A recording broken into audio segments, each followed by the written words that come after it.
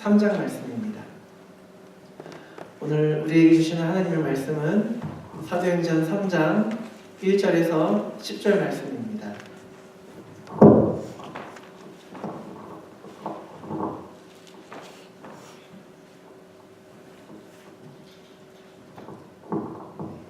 사도행전 3장 1절에서 10절 말씀, 제가 가진 성경으로 신약 190페이지에 있습니다. 다 찾으신 줄로 알고 한 절씩 교독하시고 마지막 10절은 합독하겠습니다.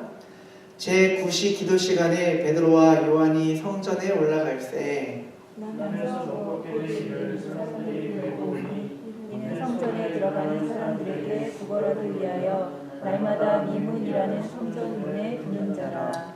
그가 베드로와 요한이 성전에 들어가려 함을 보고 구걸하거늘 베드로가 요한과 더불어 주목하여 이르되 우리를 보라 하니 그가 그들에게서 무엇을 얻을까 하여 바라보거늘 베드로가 이르되 은과 금은 내게 없거니와 내게 있는 이것을 내게 주노니 나사렛 예수 그리스도의 이름으로 일어나 걸으라 하고 오른손을 잡아 일으키니 발과 발목이 곧 힘을 얻고 뛰어 서서 걸으며 그들과 함께 성전으로 들어가면서 걷기도 하고 뛰기도 하며 하나님을 찬송하니 모든 백성이 그 걷는 것과 하나님을 찬송함을 보고 그가 원래 성전 미문에 앉아 구걸하던 사람인 줄 알고 그에게 일어난 일로 인하여 심히 놀랍게 여기며 놀라더라. 아멘. 오늘은 당신에게 있는 것이라는 제목으로 함께 말씀 나누고자 합니다. 오늘 함께 사도행전 말씀을 묵상하면서 은혜를 나눌 텐데요, 우리 마음 가운데에 도전이 되는 그런 귀한 시간이 되시기를 바랍니다. 예전에 인도를 갔더니 스탠리 존스라는 그 선교사님을 기리는 그런 곳이 있더라고요. 그래서 이렇게 지어놓고 그분이 지은 학교가 있고, 그런데 이제 그곳을 기념관을 가서 쭉 둘러보는데 이제 그런 말씀을 해주시더라고요. 이 스탠리 존스라는 분이 인도에서 평생을 선교사로 헌신했던 분이신데, 한 번은 선교 사역을 하다가 중풍병을 앓게 됐다고 합니다. 그래서 5달 동안 중풍으로 병원에 누워 있으면서 막 고생을 하셨는데 간호사에게 이런 부탁을 했다고 해요. 제가 잠에서 깰 때 나사렛 예수 이름으로 명하노니 일어나라, 이렇게 말해달라고 했답니다. 간호사에게 그렇게 부탁을 한 거예요. 그래서 간호사는 아침마다 이제 이 스탠리 존스 병실에 들어가면서 나사렛 예수 이름으로 명하노니 일어나라, 이렇게 말을 한 거예요, 간호사가. 그럴 때마다 이 스탠리 존스라는 분이 믿음으로 아멘, 아멘 이렇게 대답을 했는데, 어느 날 그 말씀대로 기적같이 그분이 중풍병이 나아서 일어나게 됐다고 합니다. 그리고 나서 그 후에도 평생을 선교사로 그렇게 사명을 감당했다고 얘기를 해주시더라고요.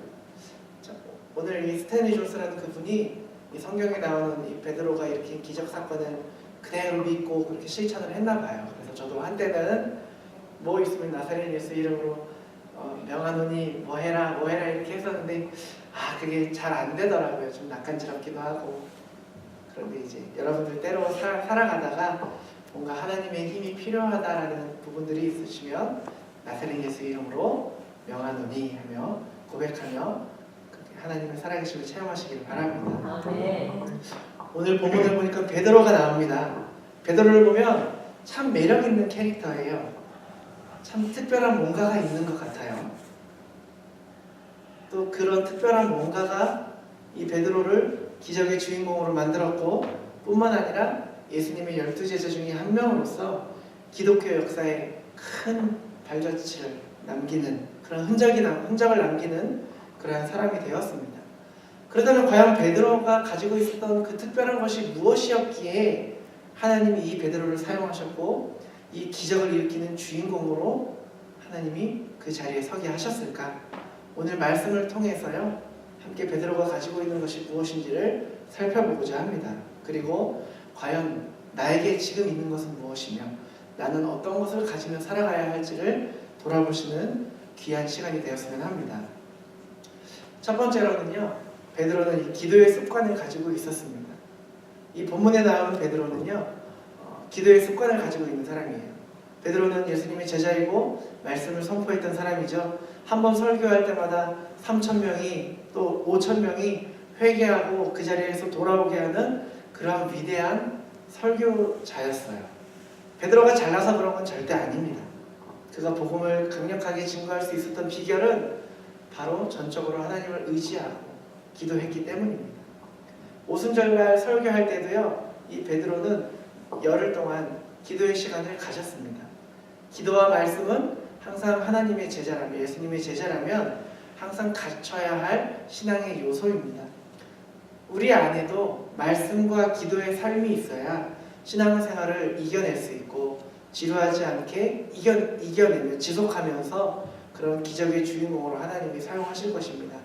항상 우리가 말씀과 기도의 삶을 갖추는 여러분이 되시기를 바랍니다. 아멘. 오늘 본문 1절 말씀 보니까요, 제9시 기도 시간이라고 나와요. 9시라고 하면 우리는 9시라고 생각을 하겠지만 이 유대인들의 시간은 조금 다릅니다. 그래서 유대인들은 하루 3번, 3시, 6시, 9시에 기도를 드렸는데, 오늘날 이 캐나다 오늘날로 말하면 아침 9시, 오후 12시, 오후 3시 이렇게 기도를 했다라는 말입니다. 그 중에 가장 햇빛이 뜨겁고 힘든 그 3시에 나가서 기도한다는 건요, 습관이 들지 않으면 힘든 일이에요. 오늘도 우리가 이제 매주 수요일날 7시에 이 자리에 모여서 함께 기도회를 하는데, 이것도 습관이 들지 않으면 참 힘든 일입니다. 특히 요즘처럼 날씨가 좀 쌀쌀하고 좀만 금방 어두워지고 그러면 괜히 또 어두운데 뭘 또 나가나, 집에 나가기 싫고 집 밖 나가기도 싫고 운전해서 오자니 힘들고 막, 그래서 꽤 이런저런 생각도 들고 귀찮아지기도 하실 텐데, 이 자리에 나오시는 여러분들 한 분 한 분이 참 귀합니다. 여러분들의 삶 속에서 하나님의 특별한 그런 만지심이 있기를 기도하며 나아가겠습니다. 오늘 다시 한번 첫째로 베드로는 기도의 습관이 있었어요. 그렇기 때문에 기적을 일으키는 주인공이 될 수 있었습니다. 누가복음 22장 보니까요, 예수님도 습관을 따라서 기도했다고 그렇게 나오더라고요. 저도 그렇겠지만 여러분들 또한 기도의 습관을 가지기 위해서 매 순간 노력하시고, 또 저희 청년부들은 이런 연습을 계속 훈련을 하고 있는데 요즘에는 잘 못 지켜지는 것 같아요. 그래서 저녁 10시에 되면 알람을 맞춰놓고 그때 되면 잠깐이라도 하던 일을 멈추고 함께 기도하자는 훈련을 하고 있는데, 기도하기 힘들면 주기도문이라도 외우자라고 훈련을 하고 있는데 다시 한번 점검을 해봐야 될 것 같습니다. 아무튼 여러분들도 습관을 따라 함께 기도하시는, 기도의 습관을 가지시는 여러분들이 되시기를 기도합니다. 둘째로는요, 참 중요한 건데 베드로에게는 영적인 동역자가 있었어요. 오늘 본문에 베드로와 요한이 나오죠. 기도의 동역자인 요한이 베드로에게는 있었습니다. 베드로와 요한이 함께 기도하러 올라가다가 성전 미문에서 구걸하는 그 안진뱅이를 만나게 되고요, 예수님의 이름으로 기적을 베풀게 됩니다. 베드로와 요한은 원래부터 단짝이었어요. 베드로가 고기잡이하던 그 시절부터 동업하던 사람이었고, 예수님의 부르심을 받은 것도 베드로와 요한이 동시에 이루어집니다. 누가복음 5장에 나오죠. 또 십자가 사건 직전에 있었던 그 유월절 만찬 준비에도요, 예수님은 바로 이 베드로와 요한 두 사람을 지명해서 준비하라고 시킵니다. 누가복음 22장에 나옵니다. 그리고 예수님이 부활 사건 이후에 빈 무덤을 찾아온 것도 바로 이 두 사람이 함께였어요. 제자로서 예수님을 따라서 부르심을 받고 예수님을 따라서 다닐 때부터 이 베드로와 요한 이 두 명은 동역자였어요. 함께 기도하고 함께 전도하고 함께 사역하는 그런 믿음의 동역자였던 것입니다. 요즘 시대는 어때요? 아무리 친한 친구라도 나만의 프라이버시가 있고 나의 그 영역을 침범하지 않았으면 좋겠고, 좀 개인주의가 좀 만연해지는 시대입니다. 나를 생각하고 내 이익을 위해서는 친구도 없고 동료도 없죠. 단지 그냥 이용 대상일 뿐이죠. 참 외로운 시대에 우리가 살아가고 있습니다. 그러나 우리는 믿음 안에서 동역자들이 많이 있기를 바랍니다. 성경에도 보면요, 동역자를 잘 둬서 성공한 사람들이, 하나님이 사용하신 사람들이 많이 나오고 있죠. 다윗에게는 요나단이 있었고, 여호수아에게는 갈렙이 있었고요, 바울에게는 바나바와 실라가 있었습니다. 이들 때문에, 이 동역자가 있었기 때문에 결국 하나님이 이 사람을 사용하시고 넘어지지 않고 위대한 지도자로 빛을 발할 수 있었던 것입니다. 하나님의 그 귀한 일을 함께 할 수 있는 동역자가 있다는 것은 참 행복한 일입니다. 여러분 혹시 함께 기도하실 습관을 따라서 기도를 함께 하실 수 있는 기도의 동역자가 있으십니까? 여러분이 어려울 때 혹은 낙심될 때 함께 옆에서 기도해주고 위로해주고 함께 그 자리를 지켜줄 그 동역자가 있으십니까? 슬프고 힘들 때 함께 그 슬픔을 안아주고 이해해줄 그 동역자가 있으십니까? 우리 calvary제일교회 감리교회 성도님들은 함께 기도하고 사랑으로 안아주고 함께 눈물 흘려 기도하는 믿음의 동역자가 되어주시기를 바랍니다. 특별히 오늘 안 오실 줄 알고 이 말씀을 준비했는데 우리를 위해 늘 좋은 말씀으로 지도해 주시고 우리를 위해 항상 기도해 주시는 담임 목사님의 믿음의 동역자, 기도의 동역자가 되시기를 기도합니다. 세 번째로는요, 베드로에게는 이제 특별한 순간을 창조하는 능력이 있었습니다. 베드로가 기도하기 위해 성전에 올라간 것은요, 유대인이라면 정기적으로 행하는 일상 가운데 하나예요. 그러나 그 일상 속에서 성전 미문에 앉아 구걸하는 안진뱅이와 특별한 만남을 갖게 됩니다. 그날에도 아마 이제 다 기도하는 시간이니까 성전 미문으로 출입하는 사람들이 굉장히 많았을 거예요. 이 미문은 이제 예루살렘 성전 동쪽에 위치한 한 문을 말하는데요. 저도 이제 찾아보니까 니카도로 문이라고 얘기를 하는데 고린도의 황동으로 만들어진 장엄하고 엄청나게 화려한 큰 문이라고, 그 예루살렘 성전이 갖고 있는 문 중에서 가장 화려하고 큰 문이라고 합니다. 예루살렘 성전에 들어가는 사람들 중에 막 돈도 많고 부유하고 중요한 위치에 있는 사람들이 앞다투어 들어가는, 나 정도 되는 사람이면 이 문으로 통과해야지라고 생각하는 그러한 문이라고 합니다. 수많은 사람들이 이제 그 문을 지나가는데 이 안진뱅이를 특별하게 대해주는 사람은 베드로밖에 없었습니다. 안진뱅이에게 가장 필요한 것이 무엇입니까? 자신조차도 잃어버리고 있던 튼튼한 다리일 거예요. 태어나서 한 번도 걸어본 적이 없는, 정상적으로 걸어본 적이 없는 그런 사람입니다. 그런 그 사람에게 정말 필요한 것을 줄 수 있는 사람이 바로 베드로였습니다. 평범한 일상 속에서 남들은 그냥 아무렇지 않게 스치듯 지나가는 그 공간에서 정말 특별한 사건을 만들어내는 그 능력이 베드로에게는 있었던 것입니다. 이것은요, 어떤 사람에게 가능하냐? 평상시 나의 삶에 충실하고 성실하게 살아가는 그 사람들만이 할 수 있습니다. 만약에 베드로가 평상시에 기도 생각 게을리하고 오늘은 좀 쉬자, 안 나가고 했다면 그 시간 그 자리에 그런 기적이 일어날 수 있겠습니까? 베드로는 항상 기도하고 성령이 충만했던 사람이었어요.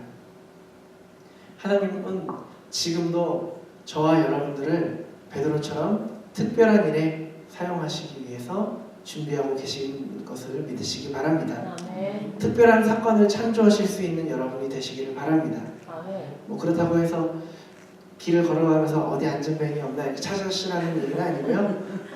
우리가 살아가면서 하루에도 수많은 사람들을 만나고 헤어지고 합니다. 그 일상 속에서 우리를 통해서, 나를 통해서 믿지 않는 사람들이 저 사람 나를 보면 너를 보면 참 하나님이 살아계신 것 같아.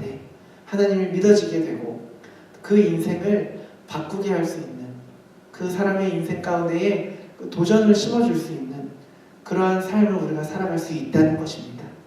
특별한 도전을 하시기를 바랍니다.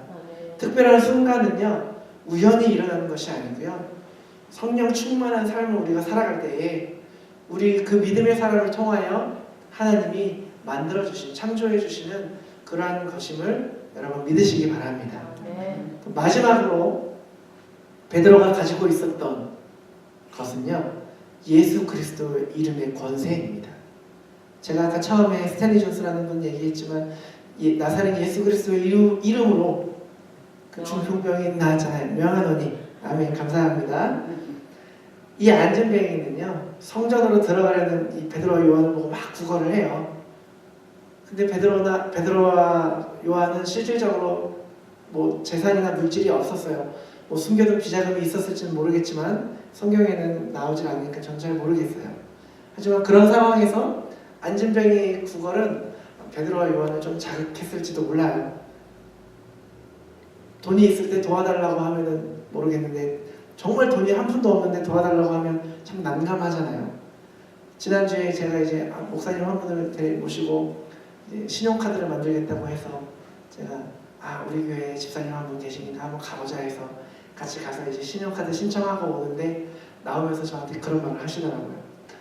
자기는 모르고 살았는데 이제 카드를 만들려면 한 달에 월급이 얼마인지 뭐 티포 슬립이랑 페이스톱이나 이런 거를 다 이제 물어보고 하잖아요. 근데 나오면서 자기 자신을 이제 알 것 같다면서 풀이 죽어가지고 이제 어떻게 아직 결혼도 못한 목사님인데 어떻게 살아야 되나 어떻게 살아가야 되나 막 고민을 하시더라고요. 정말 돈이 있을 때 그 모습을 보면서 우리가 뭐 언제 돈 있어서 삽니까? 돈 없어도 채워주시면 바라보면 살죠 하면서 같이 기도하고 헤어졌는데 베드로에게도 금이나 은이나 사회의 명예나 부유는 없었습니다. 하지만 이 베드로에게는 예수님이 있었습니다. 그 안에 충만한 성령님이 계셨습니다. 오늘 본문 6절 함께 읽어봤으면 좋겠어요. 다 같이 한번 읽어볼게요. 베드로가 이르되 시작. 베드로가 이르되 은과 금은 내게 없거니와 내게 있는 이것을 내게 주노니 나사렛 예수 그리스도의 이름으로 일어나 걸으라 하고. 아멘.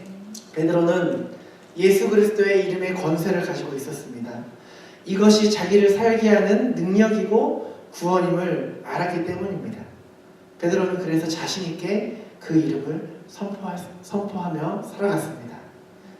저와 여러분에게도요, 이 베드로가 가지고 있던 예수 그리스도의 이름의 권세가 있기를 소망합니다. 아멘. 본문 3장 후반에 베드로를 보면요, 기적을 일으킨 후에 사람들에게 막 인기가 높아져요. 그러니까 사람들에게 뭐라고 얘기를 하냐면 이 기적은 내가 한 게 아닙니다. 바로 그 살아계신 예수님이 이 일을 행하셨다라고 고백을 합니다.